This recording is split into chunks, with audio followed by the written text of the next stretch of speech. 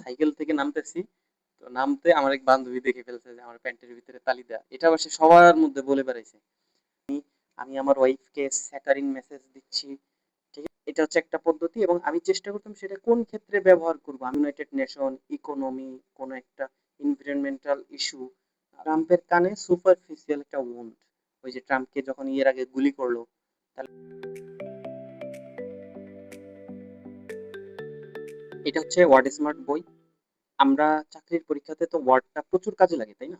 তো আমরা প্রথমে এখানে ফ্রিকুয়েন্ট যে ওয়ার্ডগুলো সেগুলোই দেখব। এইটা শেষ করতে আমি ভেবেছিলাম যে আমি 2 দিনে শেষ করব, কিন্তু এইটা শেষ করতে আমার প্রায় সময় লাগছে 2 মাস থেকে 3 মাস সময় লাগছে। এই 2-3 মাস আমি শুধুমাত্র যে ওয়ার্ড পড়ছি এরকম না, অন্য সাবজেক্টও পড়েছি। আমি যদি এটাকে সাকসেন্ট করে কনডেন্স করে নিয়ে আসি, তাও সেটা অ্যাটলিস্ট 1 মাসের কম না। যে প্রতিদিন আমি প্রায় 10 ঘন্টা করে পড়ছি, 1 মাস শুধু আমি ওয়ার্ডই পড়ে গেছি। এবং এত সময় কেন লাগলো আমি নিজেই অবাক, এবং পরবর্তীতে আমি এটার বেনিফিটও পেয়েছি আলহামদুলিল্লাহ। আজকে আমি দেখবো যে কিভাবে আসলে ওয়ার্ডটা পড়তে হয়। আমি একটা র্যান্ডম একটা ওয়ার্ড সিলেক্ট করি, সাইন্টিলিয়েট। সাইন্টিলিয়েট মানে হচ্ছে চকমক করা, ঝলঝল করা। যেমন আমি এটা কিভাবে বুঝলাম, এখানে ইংরেজিতে বলা টু স্পার্কল। এখন অনেক সময় এখানে বাংলা থাকে, অনেক সময় শুধু ইংরেজি দেওয়া থাকে, এটা পড়তে গেলে খুবই বোরিং লাগে।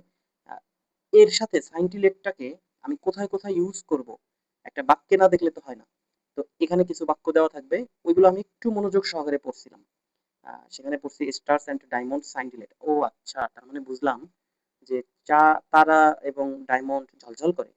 আচ্ছা, সাইন্টিলেট মানে এরকম ঝলঝল করা।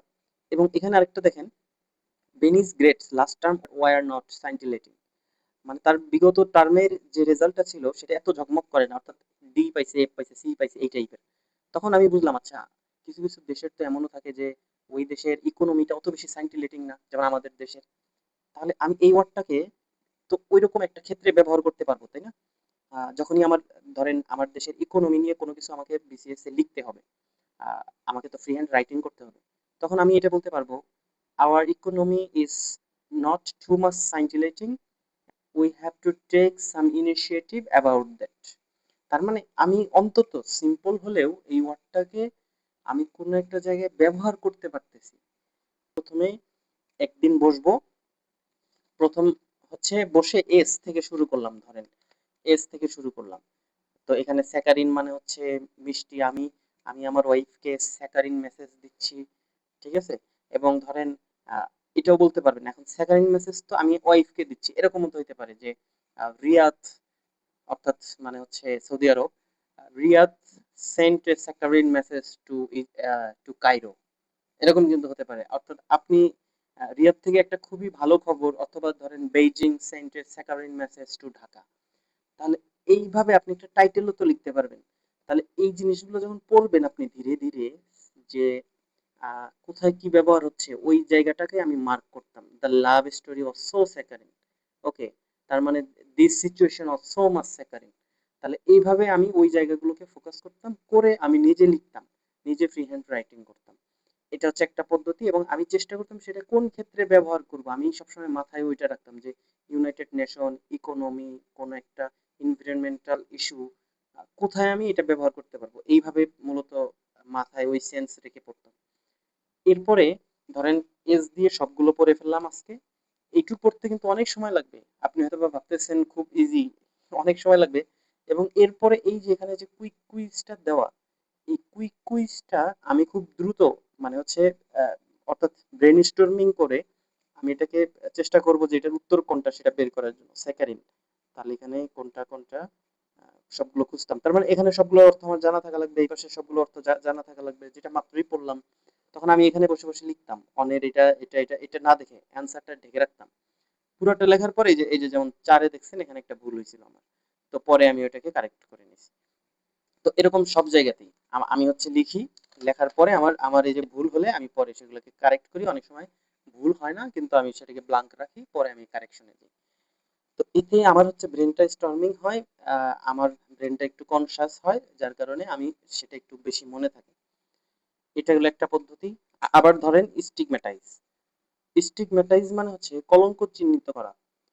তো আমি তখন এটা এখানে এটা পড়তে থাকবো, ইংরেজিগুলো পড়বো, পড়ে আমি এখানে বুঝলাম যে এই জিনিসটা একটা মিস্টেক তাকে স্টিগম্যাটাইজড করছে, তাকে কলঙ্ক চিহ্নিত করছে তার পুরা স্কুল লাইফে। তখন আমি আমার ধরেন জীবনে ঘটছে এরকম একটা ঘটনা, ধরেন এরকম একটা নোটবুক করতাম, নোটবুকের ভিতরে লিখতাম যে স্টিগম্যাটাইজ মানে কলঙ্ক চিহ্নিত করা।